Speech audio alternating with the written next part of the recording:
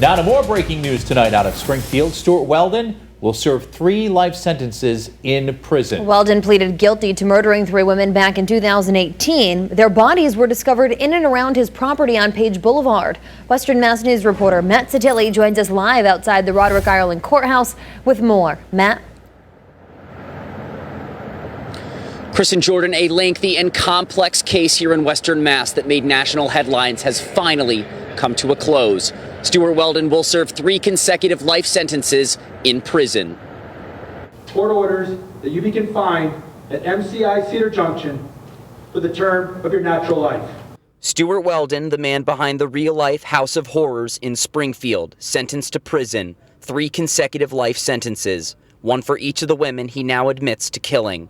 It was an emotional scene in the Roderick Ireland Courthouse on Thursday afternoon, as families of the victims of Stewart Weldon, who Western Mass News is not naming because they are victims of sexual assault, gave their victim witness impact statements. My life crumbled and stopped the minute the detectives came to my door.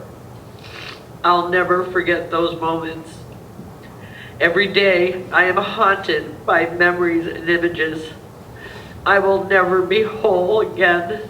The investigation began when Weldon was pulled over in May 2018 for a broken taillight.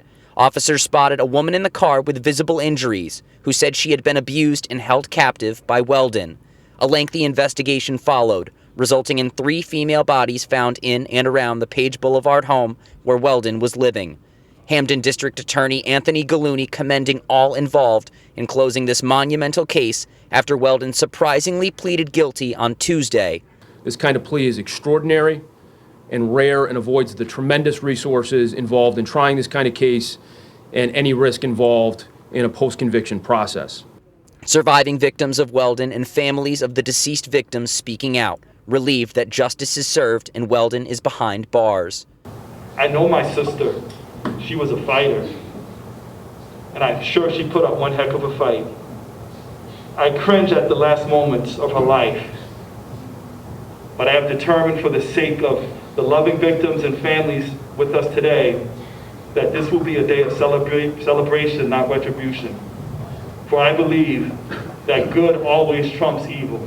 We also spoke to Weldon's attorney, Brian Murphy, who tells Western Mass News in part, quote, "While we believe that there was a defense that we could have raised based on Mr. Stewart's admitted and irrefutable mental health issues, we thought this resolution was in his best interest and the best interest of all involved." Weldon had requested to serve his time in a Florida prison, but the judge did not agree. For now, Weldon will begin his sentence here in the Bay State. For now, reporting live in Springfield, Matt Satilli, Western Mass News.